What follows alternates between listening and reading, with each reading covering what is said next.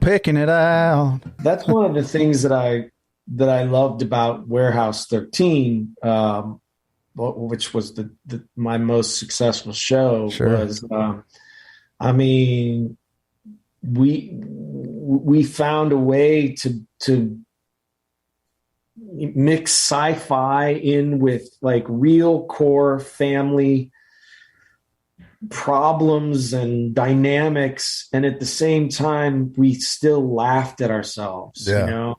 and we still and I think that's why people related to that show so much, because we, when they hired our boss to write the show, he said, look, I'm not a sci-fi guy. I don't know anything about sci-fi. What I do know about is family.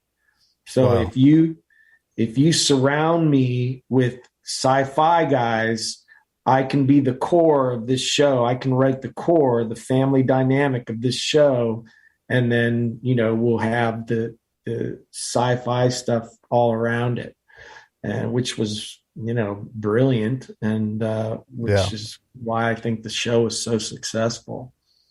Yeah. That was just another pilot you had done, Yep. and that one happened to hit and stick. It was like I think it was my 10th pilot. Mm. Wow. And what a life changer. I mean, you're probably still doing Comic Cons and stuff from Oh that yeah. show. I just got back from Liverpool. I was in the UK last weekend.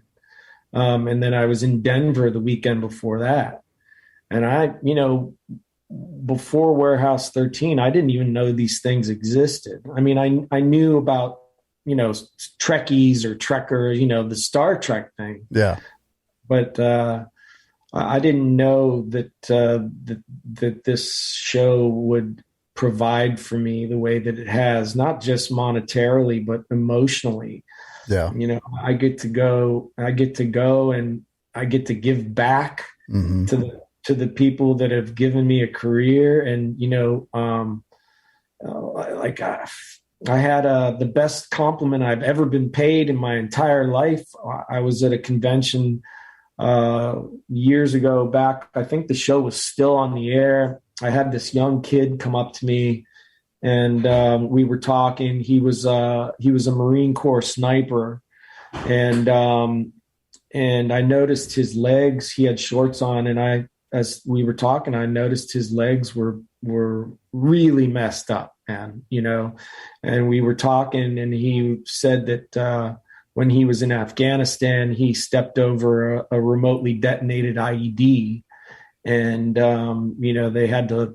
That was his alive day, they call it, right? It's the day that he should have been dead, but he ended up living. Mm. And he was like, yeah, man, he goes, I was in the hospital having surgeries for the next year and a half, never left the hospital.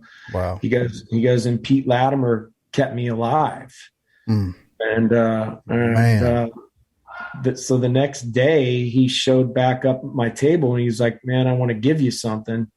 And he tried to give me his Purple Heart. Oh, wow. And I was like, brother, thank you. I am honored, but that Purple Heart should go to your parents, or, you should keep that in the family. And he goes, it's okay. Cause, I got another one because I got blown up in Iraq too. and, but he gave me one of his Purple Hearts. And it's just stuff like that. You think as an actor, it's like, what am I doing? What good am I doing for the world? Am I making a difference, or am I taking up space and air? Yeah. And you have an experience like that for me. That Purple Heart is up in our safe, and every year I try and reach out to him on his alive day and just say, hey man, just checking in, buddy. That's awesome.